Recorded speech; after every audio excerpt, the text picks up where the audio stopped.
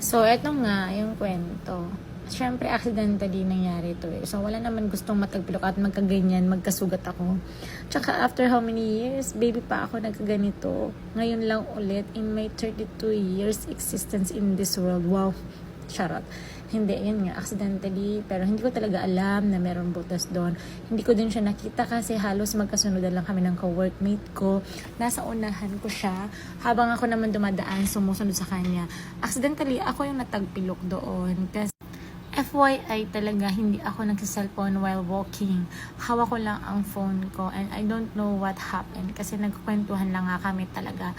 As in, bigla na lang ako nagulat na nahulog yung paa ko as in shoot talaga as in shoot.